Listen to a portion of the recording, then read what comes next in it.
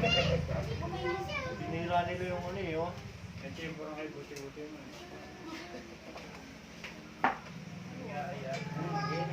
Bawi siya, bawi. Bawi. Kataas-taasan tayong ano. Kataas-taas ang Diyos, kami nagpupuri sa'yo.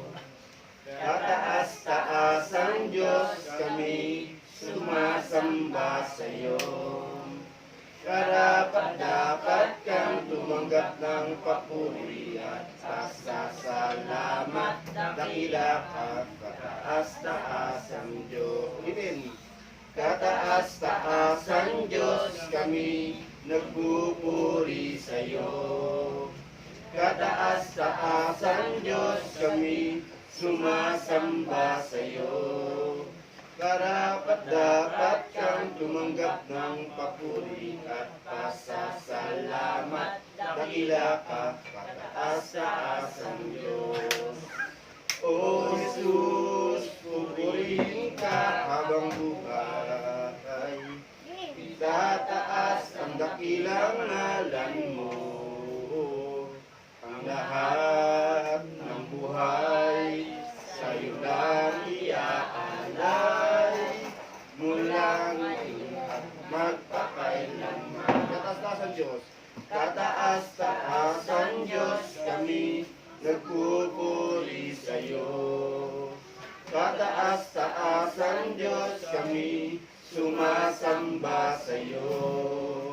Karapat-dapat kang tumanggap ng papuri at pasasalamat. Dakila ka, kataas-taas ang Diyos. O Jesus, pupurihin ka habang buhay.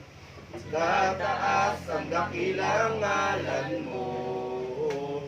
Ang lahat ng buhay sa'yo lang iaalay. Mula ngayon at magpakailanman. O Jesus, pupurihin ka habang buhay. Tataas ang dakilang ngalan mo. Ang lahat ng buhay sa'yo lang iaalay. Mula ngayon at magpakailanman. Mula ngayon at magpakailanman. Mula ngayon at magpakailanman. Napakabuti ng katigo. Alam mo ba ito, Andre? Hindi ko alam eh. Kabuti-buti na lang. Favorite.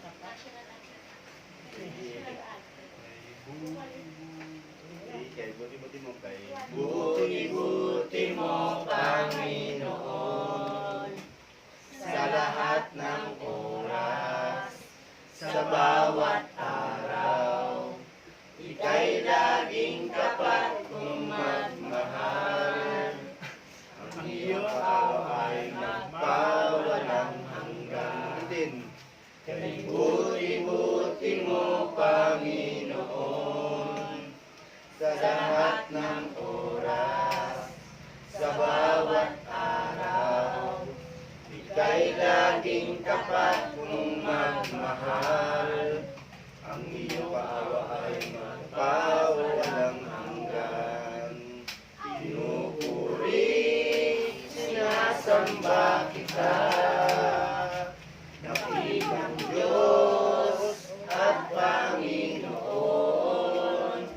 tunay ngang ika'y walang katulad, tunay ngang ika'y di nagbabago. Mabuti ang Diyos na sa akin nagmamahal.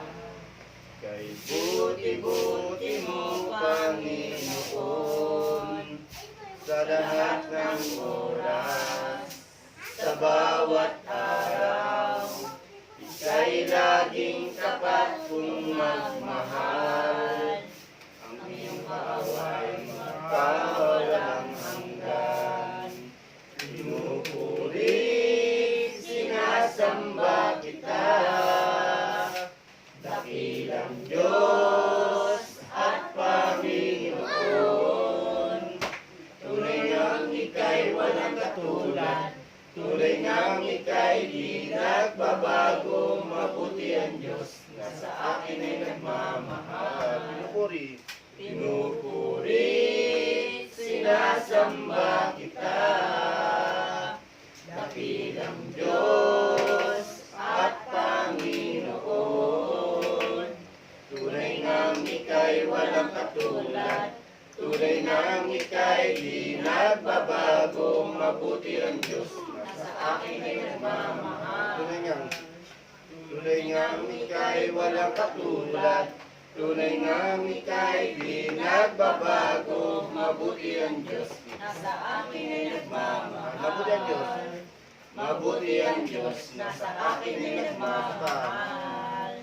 Mabuti ang Diyos na sa akin ay nagmamahal. Opening prayer. Kaya? Yaya. Bumaya, ikaw. Sige, pray tayo. Hindi na malo. Unfair? Eh, si Mamo. Tsaka na. Ikaw nga malo, ikaw try mo lang lo. Tsaka na si tita. Okay. Hallelujah, hallelujah, hallelujah. Lord, binabalik ko po sa iyo at salamat sa hapon to, sa biyay kalakasan na binibigay sa amin. Salamat Panginoon at muli mo po kami pinagsama-sama ng pamilya ko. Salamat sa pag-iingat po sa amin. Salamat sa mga biyay kalakasan na pinapakalit ng Panginoon. Naririto po ako kami po lahat at hihingi po ng kapatawaran sa lahat po namin sa mga pagkukulang sa na huwag nyo po kaluluwa ng banal ng Diyos. Panginoon, dalangin ko rin po sa hapon to, ito po ang manguna at tuloy po sa aming mga puso. Ang bawat sa aming puso, naway maunawaan po namin ang lahat na ituturo sa amin ng ating kapatid na si Apo. Naway bigyan mo kami ng karunungan, kaunawaan upang ang lahat ng kanyang mensahe ay maging maayos po, Panginoon. Panginoon, alam ko, mahaba ang iyong kamay. Naway iunat mo po sa lahat na may COVID at iba pang karamdaman ang iyong kamay at iyong pagalingan at naway matuklasan na po. Panginoon, ang gamot ko pang matigil na po ang mga marami dumadaming karamdaman. Panginoon, muli binabalik ko po sa iyong papulit kasi salamat sa hapon ito. In Jesus' name. Amen. Tayo po ngayon ay nasa Bible study. Hindi na po tayo Sunday worship. Kaya ang ating tatalakay ngayon ay yung tungkol sa kasalanan. Kasalanan. Dapat tayo na hiwalay sa Diyos. Yan, tayo po nung nakarang Martes, ilalakay nga po natin yung tungkol sa kasalanan. Ang ating unang aralin ay yung tinatanong kung ano ba yung kasalanan. Ang kasalanan ay yung mga gawain hindi matuwid. At isa pa, ang kasalanan ay ang paglabag o pagsuway sa kautusan. Yun po ang kasalanan. Kasi pagka sinabing gawain hindi matuwid, hindi po natin ganong manonotice kung alin ba yung mga lahat ng mga gawain na matuwid. Halimbawa, may mga pagkakataon na tayo ay hindi nakakapagsimba, yun ay mga gawain matuwid. Ibig sabihin po ba nun ay tayo nagkakasala? Hindi po ba? Kaya minsan medyo nagkakaroon ng agam-agam ng isang mananampalataya o may paniniwala sa Diyos na yung mga ganong senaryo, yung mga ganong hindi tayo nakakapagsimba, pero dapat na talagang magsimba kasi isa yun sa mga utos ng Diyos na dapat nating gawin. Pero hindi lahat ng tao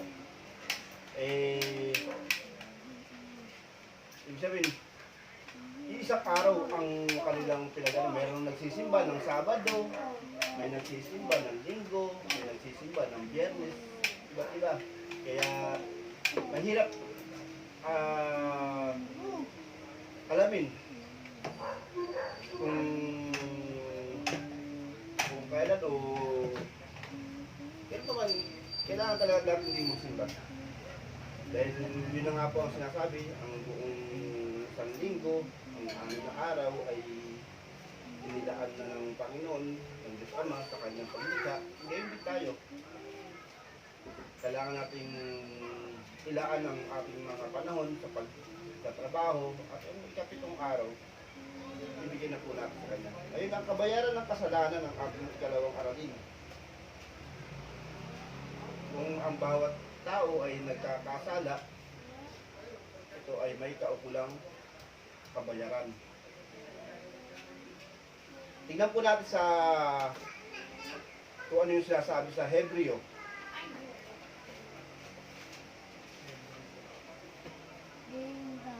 Hebreo chapter 9. Dito sa dulo sa bagong tipan na yan. Hebreo. Anong ano yan? Pahayag? Ano yung nasa ibabaw? Yung ganito sa ibabaw? Hindi, sige. Ito nga. Pahayag. Yung dito sa taas. Sige. Dito. Pahayag o ano pa din? Hebreo na ba yan? O, chapter 9. Chapter 9, Oo. verse 27.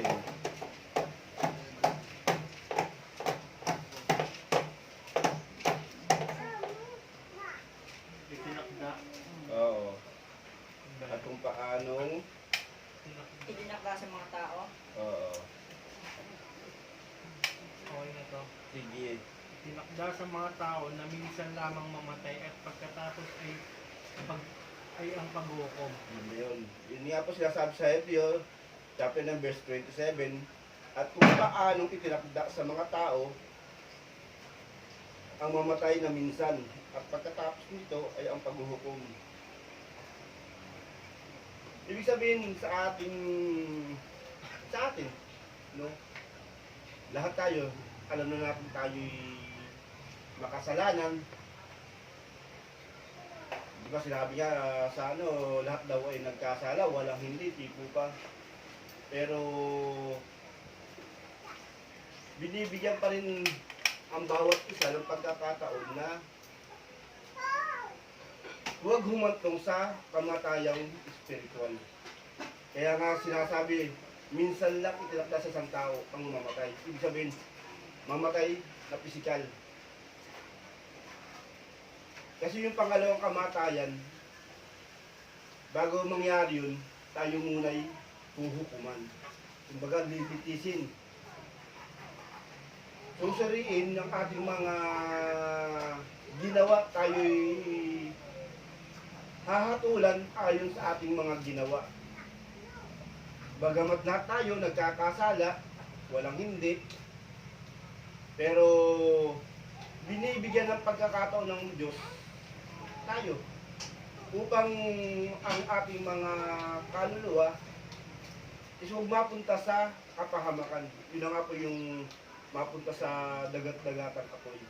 Papaanong paraan po natin matatamo yung ganong pribilehiyo o yung ganong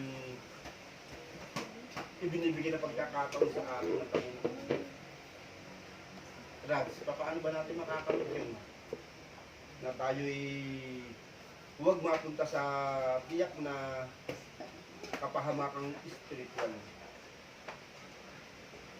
Kasi sinasabi nga po sa Biblia, hindi makapag-aalis ng kasalanan o ng hindi makapagliligtas ang paggawa ng mabuti.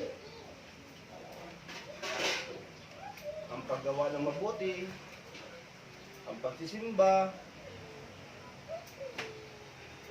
ang pagtulong sa kapwa, dahil kahit ang hindi mananampalataya, yung mga hindi naniniwala sa Diyos, gumagawa niyan. Halimbawa, ang mga Chinese, alam natin na tinutulungan tayo ng mga Chinese. Mayroon din silang mga humanitarian na pagtulong. Pero hindi sila naniniwala sa Diyos. In fact, tinatanggal nga nila yung mga Christian sa kanilang bansa eh. Yung mga krus, yung mga simbahan. Tinatanggal nila dahil hindi sila naniniwala. Pero gumagawa sila ng mabuti, ha. Gumagawa sila ng mabuti. Alang-alang sa Diyos nila. Sino po ba ang Diyos nila? Di ba? Buddha. Pero sa Biblia, walang Diyos na Buddha. Ang Diyos na nasa Biblia, si Yahweh. Kaya ibig sabihin, yung mga taong yun, bagamat gumagawa ng kabutihan, bagamat maganda yung pakita nila sa kapwa nila, yung pag-ibig nandun, pero kung hindi naman sila naniniwala sa Diyos at kay Jesucristo, baliwala lahat yun. Ganon din sa atin sa ating mga Katoliko. Pero hindi como tayo ay naniniwala kay Jesus, naniniwala tayo kay Yahweh, sa Diyos Ama. Nandun na yung kaligtasan kasi oo, nandun ang kaligtasan pero inire-require pa rin yung paggawa ng mabuti. Dahil hindi ka masasabing sumasampalataya ka sa Diyos at sa anak kung hindi ka rin naman sumusunod sa mga utos. Yun na nga po ang isa sa mga utos ng Panginoon. Ibigin mo ang iyong kapwa nang higit sa iyong sarili. Gaya ng pag-ibig mo sa iyong sarili. Isa yan, yan yung pangalawang pinakamahalagang utos. Ibigin mo ang iyong kapwa gaya ng pag-ibig mo sa iyong sarili.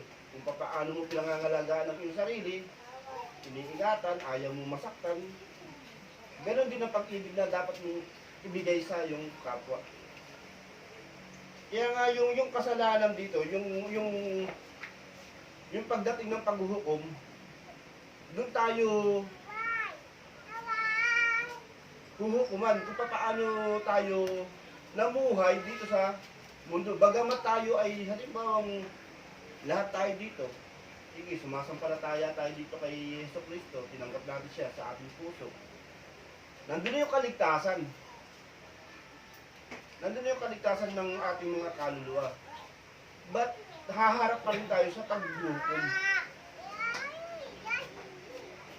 Tayo ay hahatulan ayon sa ating mga ginawa. Kung sakaling nakita na tayo'y tumutulong sa kapwa, dahil tayo Kristiyano, dahil tayo sumasampalataya kay Jesus, ito, tulong ako sa kapwa ko, ito. Pero hindi naman natin kailangang ipagmapuri o ipagmayabang. Dahil pagkagaling ang ginawa natin, baliwala yung pagtulong natin. Yung parang katulad sa Facebook, nakita ko, nung minsan nagbabasa ako, habang tumutulong, nagsiselfie. Ano ibig sabihin nun? Nakitang tao, di po ba? Ba't kailangan pang i-selfie? Ba't kailangan pang ipagmayabang? Pwede ngang tumulong ka ng, sabi nga nung sa Biblia, di ba? Kung tutulong ka, huwag mo nang ipakalam. Hayaan mo ang Diyos na nasa itaas, na nakakakita ng iyong ginagawa, ang siya magpala sa'yo. Hindi mo na kailangan ipaglantaran. Tumulong ka ng bukal sa puso. Ganun po tayo huhukuman pagdating natin sa kabilang buhay. Ibig sabihin, pag masama ka, diretso ka na sa impyerno, wala nang hukum-hukum. Masama ka, hindi mo kinilala si Jesucristo, kasi pagka kinilala si Jesucristo, kinikilala mo rin ng Diyos Ama. Dahil ang Diyos Ama at si Jesucristo ay isa.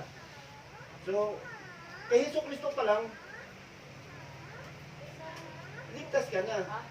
Kung hindi mo kinikilala siya, gumagawa ka ng mabuti, wala kang kaligtasan, diretso ka sa impyerno. Ngayon, kinikilala mo si Jesucristo. Pero yung mga ginagawa mo, paimbabaw, bitang tao, teka, ligtas ka nga, pero dito ka lang muna. Lilinisin ka. Mayroon kang lugar na paglalagyan.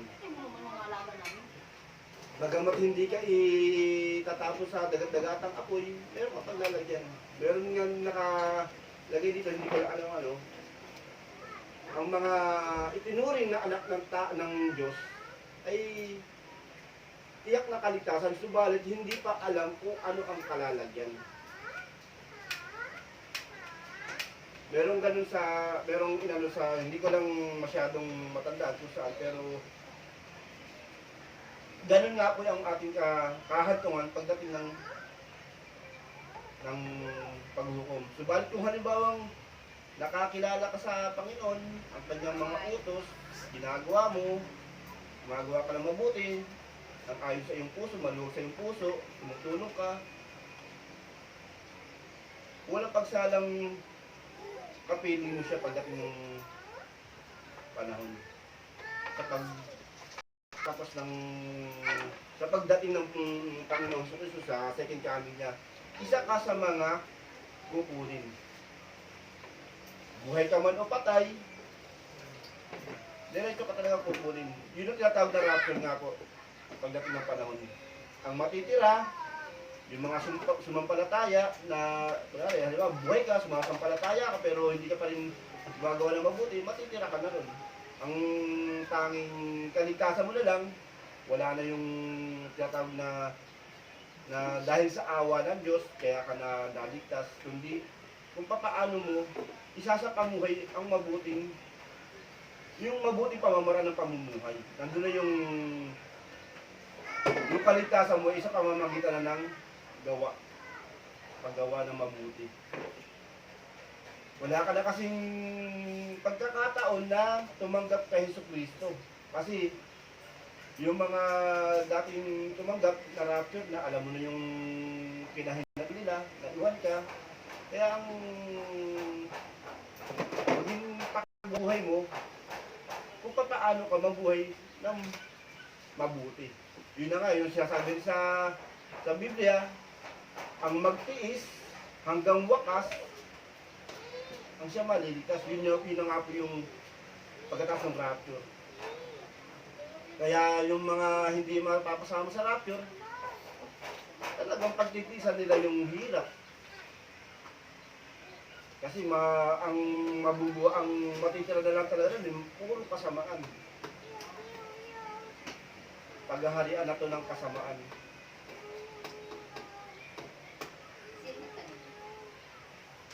So yun po yung paghuhukom para sa paglilinaw lang po natin na tayo ay huhukuman pa ayon sa ating mga ginawa.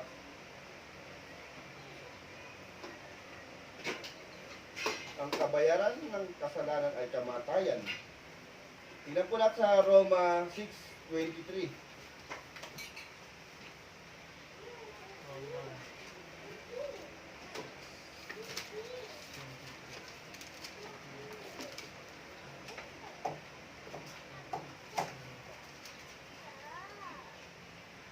Sapagkat kamatayan, ano ba yun daw? Sapagkat kamatayan ang kabayaran ng kasalanan, ngunit ang walang bayad sa nakalooban ng Diyos ay buhay na walang hanggan sa pamamagitan ni Kristo Jesus na ating Panginoon. Dito sa akin kasi nakalagay dito, ang kabayaran ng kasalanan ay kamatayan. Ang kamatayan ito ay hindi lamang sa katawan luot laman, kundi ito ay sa kamatayang espiritual din. Ang walang katapusang paghihirap sa impyerno ay habang panahong pagkahiwalay sa Diyos, at ang diablong nandaya sa kanila ay itinapon sa lawang apoy at pasuko. Kahirapan araw at gabi pakailanman. Ang lawang apoy na ito, ang pangalawang kamatayan, itinapon sa lawang apoy ang pakayag na pala yun. So ayun na nga po, ang kabayaran ng kasalanan ay kamatayan.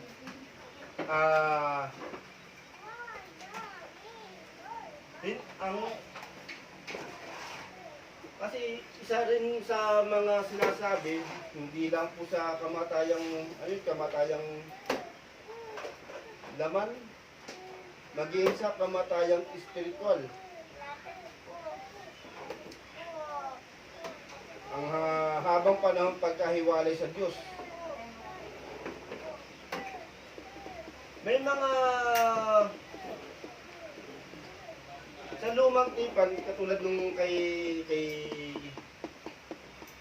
Haring Saul, yung unang hari ng Israel, si Haring Saul.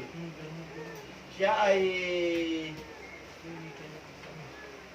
ay hinirang ng Diyos upang maging hari ng Israel. Kasi yung mga Israelita dati, nung hindi pa sila, nung katatapos lang nilang palayain ng mga Ehipto, wala po silang naging hari. Ang namumuno sa kanila, yun na nga po si Moises, sumunod si Josue, hanggang sa mamatay na nga yung mga pinuno. Dumating yung panahon, wala na silang mga pinuno, kaya ang mga Israelita nanghingi ng isang hari na mamumuno sa kanila. Hindi na yung, kasi ang namumuno sa kanila dati, mga saserdote, mga hukom, yun ang namumuno sa kanila. Wala pa silang mga hari noon, nung pagka-balik nila nung pagka-labas nila ng Ehipto. Wala silang hari noon, kundi yung mga pinuno lang, mga kinikilala nila pinuno. Ngayon, itong mga Israelita to, gusto nilang magkaroon ng hari. Ngayon pa man, dinilig ng Diyos yung kahilingan nila. Kasi ang pinaka-pinuno nila, pinaka-pangulo nila, ang tumatayo nun, yung Diyos Ama na mismo, sa pamamagitan ng mga hukom, ng mga saserdote.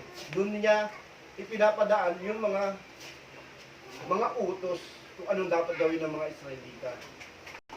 Pero nagsawa yung mga Israelita dahil parang nakita nila na mas maganda yung may sinusunod silang hari na katulad ng ibang bansa. Katulad ng pinanggalingan nilang Ehipto. May mga hari. Kaya humiling sila sa pinaka-pinuno nila, yung namumuno sila sa kanila, isang propeta, si Eli ang pangalan.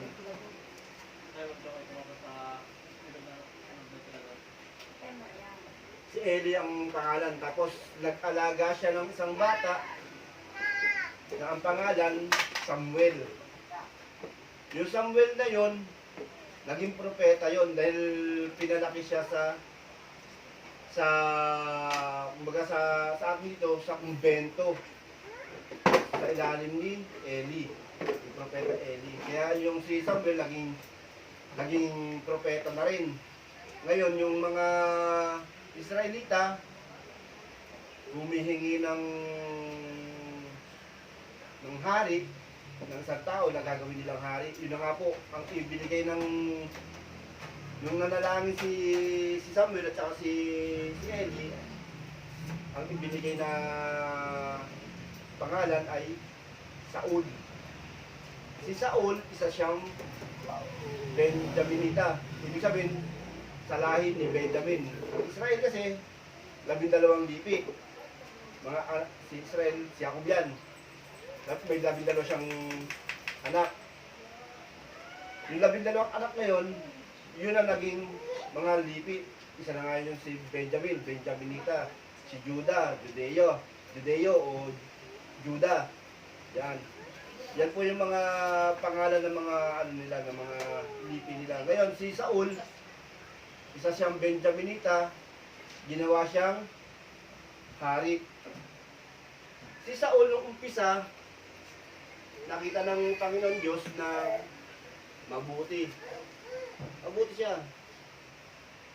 Lahat ng gagawin niya, bago siya kumilos, isinasangguni niya muna sa Diyos kay Yahweh. Doon siya pinagpapala ng Yahweh kasi hindi siya kumikilos nang hindi niya isinasangguni kay Yahweh. Kaya lang minsan nung nagkausap na sila ni Samuel na siya nga yung si Samuel yung inutusan na ng Panginoon Diyos na gawing hari si Saul. Nung pagpapato na ng kamay at pagpapulas na nga ng langit para hiranging hari si Saul, bali si Samuel ang gumanap nun. Ngayon, nung nagkakasama na sila ni Samuel at saka ni Saul, alam niyo naman yung mga panahon, gera-gera, digma-digmaan, kaharian sa kaharian. May isang insidente doon na sabi ni Samuel, hintay mo ko sa isang loro mo bulubundukin. Hintay mo ako doon, sabi ni Samuel, kasi nung panahon na yun, didigmain na si Saul nun eh. Ibig sabihin, yung kahit na humihingi ng gabay si Saul sa Diyos Ama, hindi pa rin siya binibigyan ng iba pang katungkulan na dapat ang propeta ang siyang gaganap. Ngayon, nung didigmay na siya ng mga Pilisteo, nandiyan na yung mga Pilisteo sa kanyang harapan, si Samuel, wala pa na siyang sanang magsusunog ng alay kay Yahweh, pinangasan ni Saul na ihandog yung mga haing handog para sa katagumpayan ng kanilang pakikidigma sa mga Pilisteo. Kasi nandiyan na yung mga Pilisteo, napakarami nila. Kumbaga, triple ang dami kaysa mga tao ni Saul. Eh si Samuel, parang akala ni Saul hindi na dadating. Kasi palapit na ng palapit sa kanila yung mga Pilisteo eh. Isang suburan na lang, mauubos sila. Kaya pinangasan na ni Saul yung paghahain ng handog sa kay Yahweh na hindi dapat niya gawin. Nung ginawa niya yun, doon na nagalit sa kanya si Yahweh.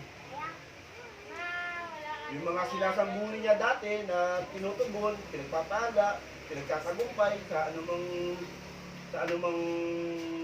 digmaan, pero nung pinadala na si Samuel para sa isang ritual, binigyan siya ng mga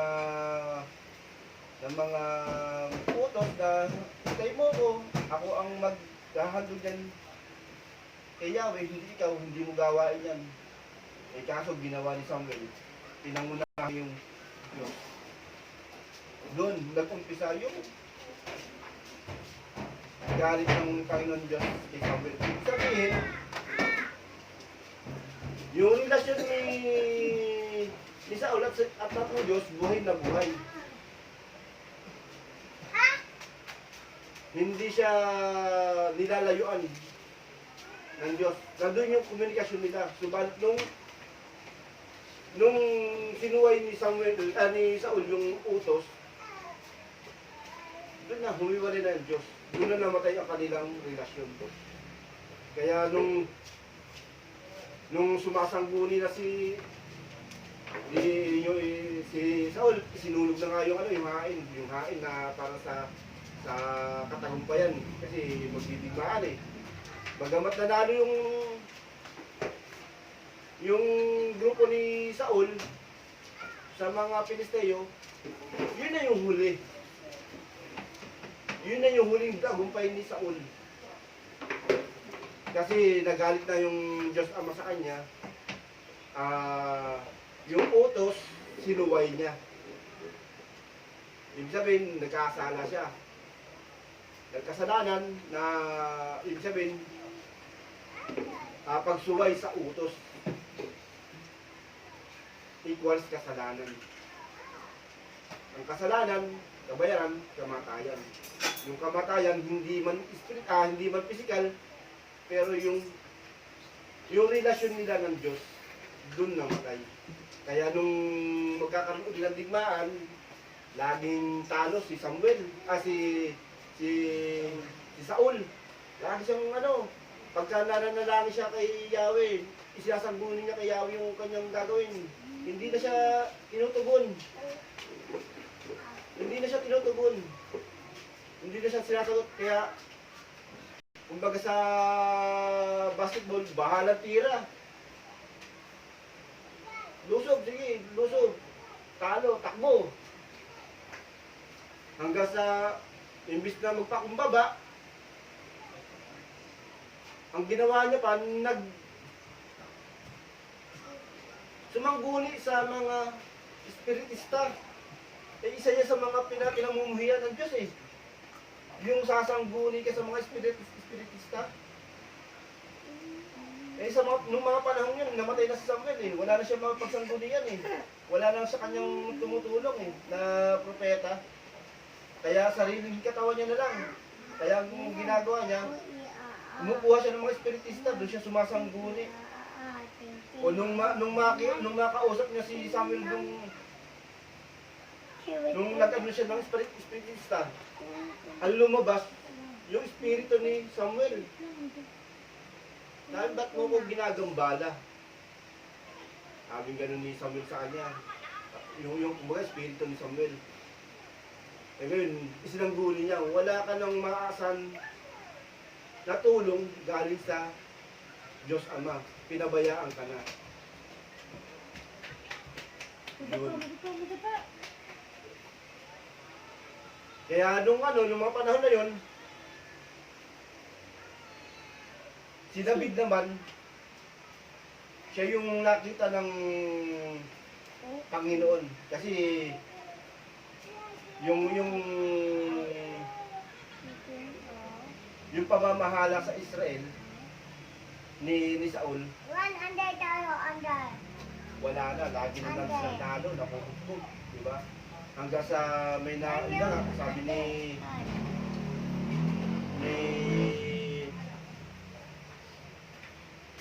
ng Panginoon kay Elias. Si Elias na ngayon ang naging propeta. Puntahan mo yung lipi ni Judah. Ibig sabihin, sa kay Israel, ni Jacob, is si Judah. Si David, galing sa lahi ni Judah. Ngayon, nandun siya. Ang trabaho ni David, isa siyang pastol ng mga hayop. Noong panahon na yun, nagdidiman ulit Israel at saka Filisteo. Kalaban na ngayon nila, si Gulayat. Si Gulayat na yung kalaban nila. Si Saul hindi makaharap kasi alam niyang wala na sa kanya yung espiritu ng Diyos eh. Pinabayaan na siya eh. Hindi na siya pinakikinggan. Kaya nagpatawag siya ng mga Israelita na lalaban kay Gulayat. Eh tamang-tama nun, si David, na isang pastol ng mga hayop, maghahatid ng pagkain sa mga kuya niya. Di na nga, ang nangyari, nung may offer na reward si Saul, sige, kung sino makapapatay kay Gulayat, ipakakasal ko ang aking anak, ang aking panganay na anak. Doon nainganyo ngayon si David. Kaya nagpresenta siya. Ako lalaban diyan. Sabi niya ganoon. David ay kay Saul. Sige, ako po lalaban kay Gulayat. Nakita ni Saul, batang-bata pa, siya yung pinakabunso sa magkakapatid. Parang totoy ka pa, sabi, hindi ka pwede. Pero sabi niya, ang ibig kasi yan, pinapatnubayan ako ng Diyos Ama. Kasama ko ang Diyos ng Israel, ang Diyos nila Isaac, nila Abraham, nila Isaac at saka ni Jacob. Sige, labang ka, sabi ni Saul. Gamitin mo itong sandata ko at saka baluti ko, pinagamit sa kanya. Nung sinuot, mabigat kasi ang laki kasi ni Saul eh. Yung mga mga ano nung mga sundalo dati, mabigat yan, kaya yun, hinubad niya yun. Nung nagharap sila ni Gulayat, sumasangguni mo din si David kay Yahweh. Kasi kumbaga siya na yung nakitang talagang maghahari sa kanyang bayan ng Israel. So ganun. Nung nagharap na sila, nilait-lait si David, isa kang putong lupa. Ano yung dala mo? Tirador, pamatpat. Ano palagay mo sa akin? Aso? Nilait-lait. Wala bang ibang ipadadala sa akin ang Diyos nyo? Ginanon. Ang sinabi lang ni David sa kanya, ibinigay ka na sa akin ng Panginoon. Kaya tumanda ka. Ang Panginoon ko ang siyang lalaban sa iyo. Ibig sabihin, hindi siya, kundi ang Panginoon. Ibinigay. Kaya nun, nagtagumpay si David nun, nung maglaban sila, di ba? Inanon niya ng tirador doon. Kasi nga, yung pananalig ni David sa Panginoon, walang alinlangan. Ganun din tayo sana kung halimbawa may mga pagsubok tayong dinadanas. Yung paglapit natin sa Panginoon, Lord, kung halimbawa ito man ay COVID na pagsubok mo, sa'yo namin ito inilalapit. Walang pagsala tayong papakinggan yan. Ganun din yung nangyari kay David. Kaya lang, talagang ang tao mahina. Nagkasala pa rin si David. Sa pamamagitan ng ano, nung minsang hindi siya sumama sa digmaan, nakita niya si Bathsheba. Si Bathsheba, hindi niya kilala yun, pero si Bathsheba, asawa siya nung isa sa mga sundalo niya. Nagkagusto si David. Hindi niya alam na may asawa. Sandali salta, nagkaroon sila ng relasyon, nagkaanak. Nung malamang buntis si Bathsheba, nung malaman ni David, gumawa siya ng kaparaanan para mapagtakpan yung pagbubuntis ni Bathsheba. Lagi niya pinapasundo yung asawa, si Urias. Isa siyang kapitan ng hukbo. Lagi niya pinapasundo para lang magpahinga, gano'n. Ginagawa niya para magsiping yung dalawa. Kaso si Urias, may prinsipyo. Matas ang pagkakilala sa kanya ng mga tauhan niya, kaya hindi niya sinisipingan yung asawa niya. Kasi ako, may digmaan, yung mga kasama ko doon, nakipagdigma, tapos ako dito sisipi sa asawa. Kaya ang ginagawa niya, doon siya sa labas ng bahay natutulog. Kung hindi sa labas, doon sa mga barracks. Hindi siya pupunta sa bahay nila, hindi niya sisipingan. Gusto rin mangyari ni David, yung ginawa niyang kasalanan, pagtakpan. Kaya kung halimbawa nagsiping nga naman, di kahit na lumabas na buti si Bathsheba, hindi mapaghinalaan kanya, kaya kaso, hindi talaga. So, ang nangyari, gumawa ngayon ng paraan, hindi niya napagsipin dalawa Gumawa ngayon ng paraan si David para mapahamak ngayon to si Urias. Tinawag ni David ngayon yung punong hukbo. Yung kumbaga sa atin, chief of staff, yung pinaka talagang matas na kanila, yung si Joab. Si Joab, yun yung pinaka-head ng kanyang hukbo Sabi niya, ito, Urias, gagawa ko ng sulat, ibigay mo kay Joab. Si Urias, kapitan, si Joab, mga 5-star general, ganun. Basta pinuno na kuno yun, pinapatas na yun. Sulat ngayon. Hindi alam ni Urias na ipapain na pala siya sa kalaban.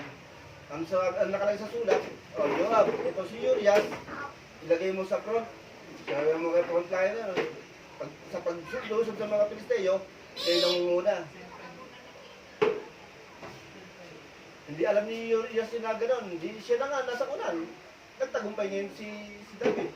Akala ni David, hindi siya nagkasala ng mga ginawa niyang yun. Kasi ang alam niya lang, pagka ang isang babae, pwedeng mapangasawa talaga yan ng mga hari, kahit ilang babae ang nagkataon may asawa. Kaya gumawa siya ng paraan para mamatay yung asawa. Para maging legal ang pagsasama nila, gumawa siya ng paraan. So, nagsalita, sa ganong senaryo, nagkasala si David, nakita ng Panginoon, pinarusahan siya. Yun na rin ang pagkakasala, kabayaran, kamatayan. Nawala na rin sa kanya yung presensya ng Panginoon. Kaya nagdidid na siya, natatalo na rin. Nung magkaanak, nung ipinanganak na yung pinagbuntis ni Bathsheba, nanalangin siya. Ang pagkakaiba lang kasi ni Saul at saka ni David, si Saul hindi nagpakumbaba. Hindi siya nagsisi. Hindi siya humingi ng tawad. Hindi katulad ni David, tinanggap niya yung pagkakamali niya. Sino nagpamukha sa kanya nun? Yung propeta, si Nathan, na nagsasala sa Panginoon.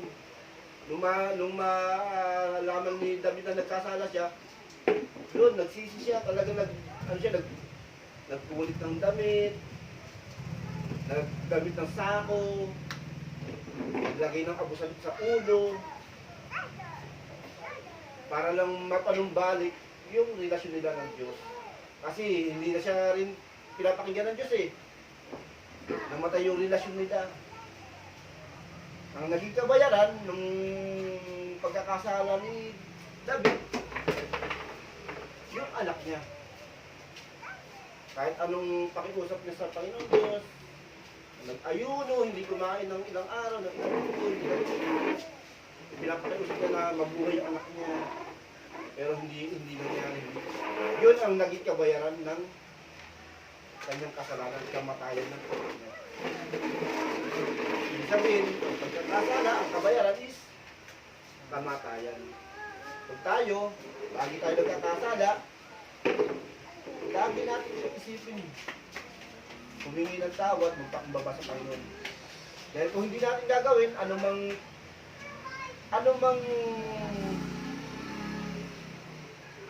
gawin natin sa buhay, mga plano, mga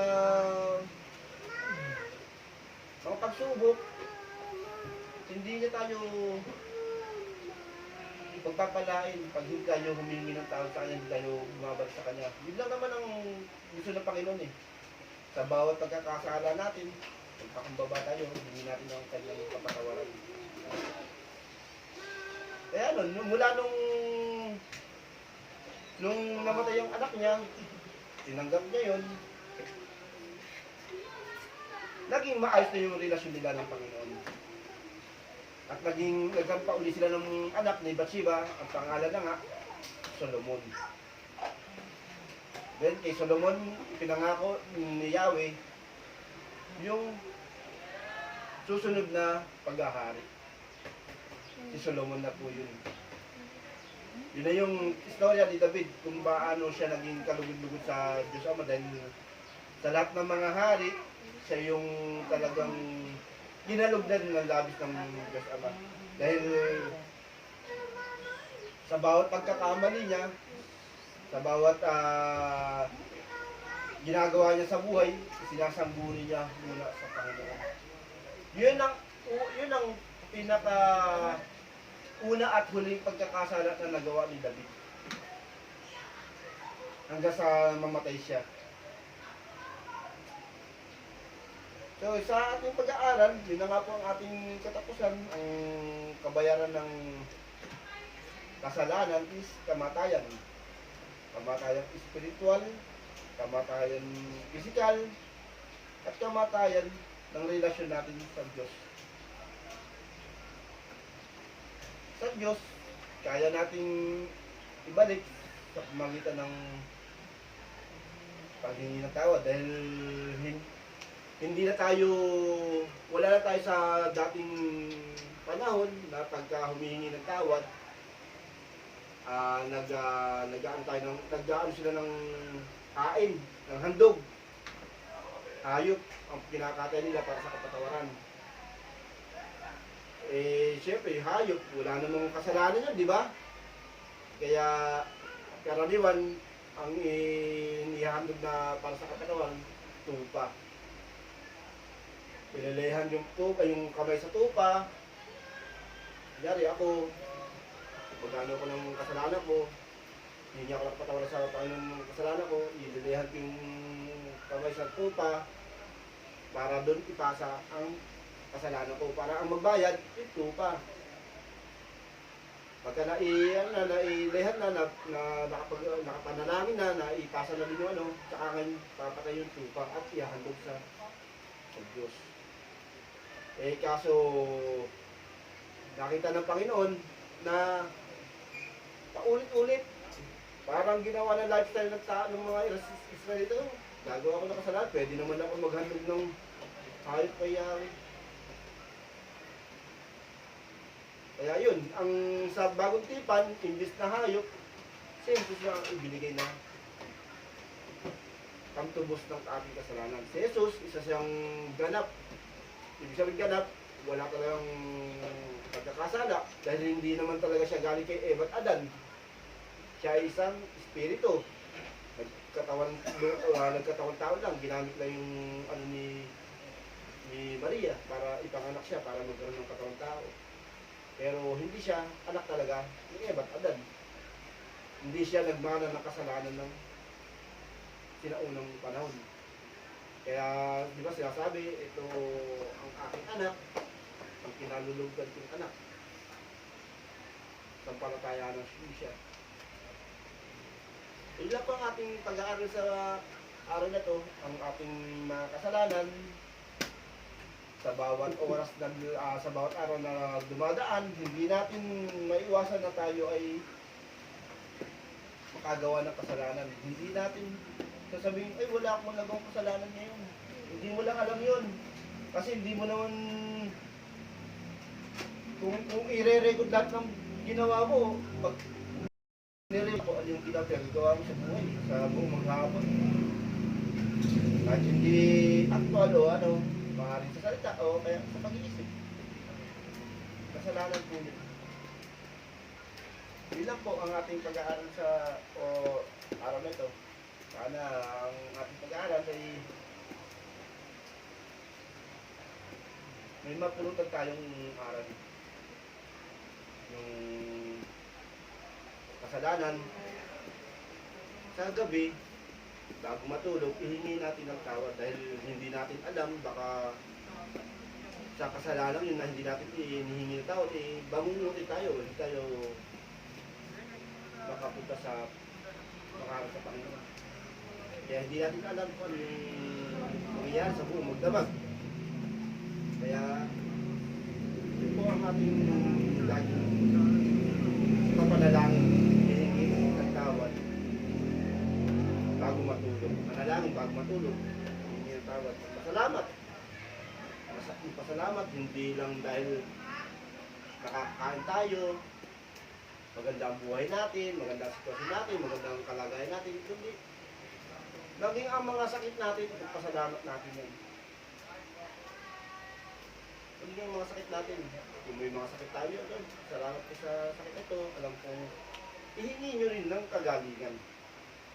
Dahil hindi lang dapat sa mga mabubuting gawa ang pagpapasalamat natin, sa mabubuting tinatamasa natin, tayo magpapasalamat, kundi kung ano yung mga masamang nangyayari sa atin, pagpasalamat natin yan.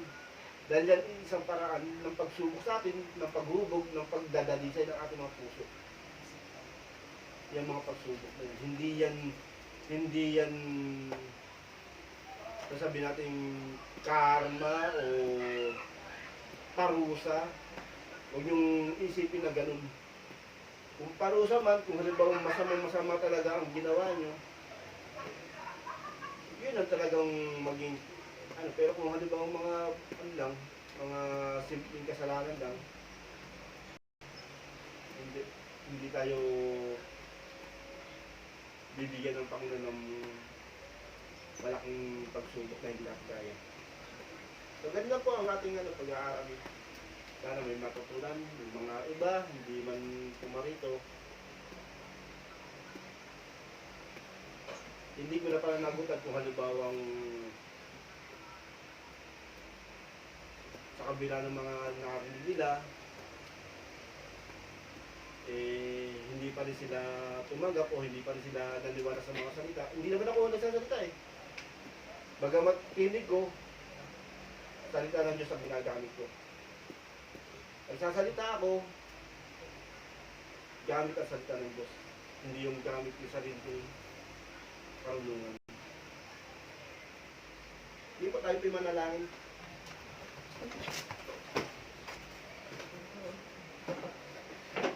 Dakilang Diyos, nakapangyarihan sa lahat. Kami nagpupuri at nagpapasalamat Panginoon sa oras na ito. Salamat sa mga narito.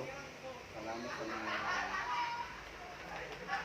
kaluluwa Panginoon na iyong dinala upang patuloy na makarinig ng iyong mga salita. Magkaroon ng kaalaman tungkol sa kasalanan, kung paano ito bibigyan ng kaparusahan at kung paano ito may iwasan Panginoon. Tanging sa iyong karunungan, tanging sa iyong kalooban Panginoon ang aming kaligtasan. Ang aming malataya Panginoon ay sa iyo pa rin nagmumula pagkat hindi mo luluobin na magkaroon kami ng ganitong palataya. Wala pagsalang kami, wala po rin Panginoon, subalit narito po kami, iyong tinawag, iyong binigyan upang makarinig ng iyong mga salita na magsisilbing pagkain Panginoon ng aming kaluluwa at espiritu. Magpapalakas Panginoon sa aming spiritual na buhay bukod sa mga pagkain na aming kinakain Panginoon para sa aming mga physical na pangatuan. Panginoon, dalangin ko po Panginoon sa oras na ito.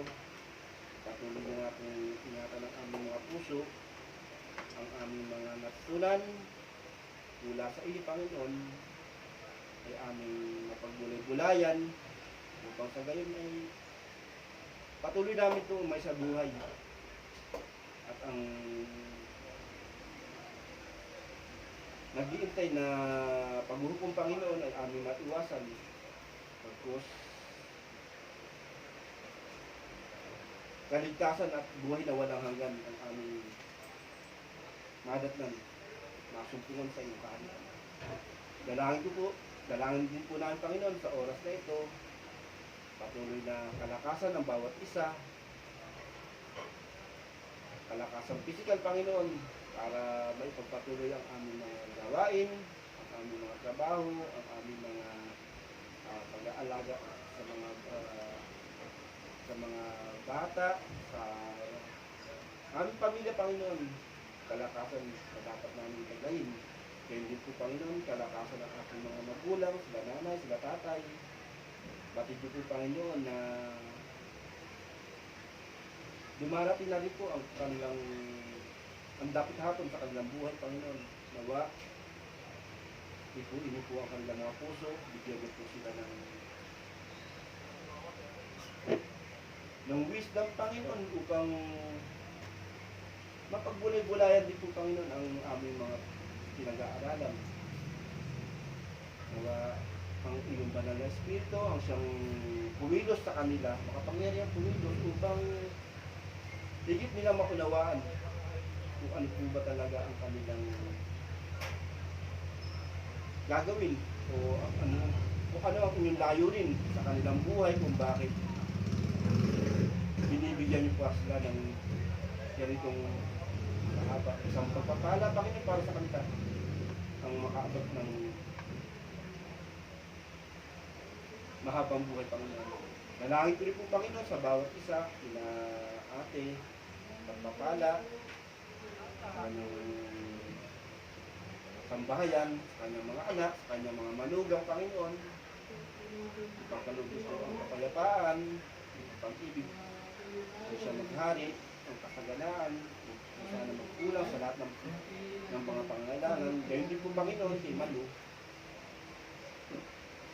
Bakit niyo po, Panginoon, kung ano ang kanyang kalagayan ngayon bilang isang Isang maalala mula sa ating punong buong pamilya, Panginoon. Ugaliin Naway ang maging maayos pagsusuway po, Panginoon, ng ang face kanilang mask. pagsasama, maging ang kanilang mga Panatilihin natin ay ang social patuloy distancing. na magkaroon ng pagkakataon. Iwasan natin ang paglabas ng bahay Hindi kung po, walang Panginoon, importante at, yung gagawin. sa Marjorie, bagamat nasa malayo ang Agos kanyang na kasama, ang Panginoon, ating di po ang puso ni ay simula Joseph. April Alam hanggang po 5 kung a.m. Maraming salamat po. anong reliyon meron si Joseph, Panginoon. Ipaunawa niyo po sa kanya na ang pagiging Kristiyano, Panginoon, ay tunay na kalugod-lugod sa iyong harapan.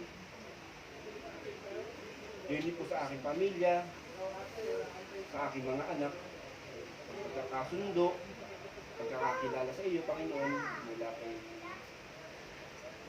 Giles hanggang kay Julian, ang pagdidesisyon ng tama sa kanilang buhay, maituloy nila ang kanilang tinatahak, Panginoon. Gayon din po kila Willie, Panginoon, ang kanyang sambahayan. Gamitin niyo po si Willie na minsan nang nakakilala sa iyo, Lord, hipuin niyo po ang kanyang puso upang magbalik loob sa iyo, Panginoon. At ito po ang nais, maaaring ang kanyang kalagayan ay naging sanhi ng kanyang pag-aalinlangan sa inyo. Ngayon pa nga, Panginoon, idadalangin ko, Panginoon, na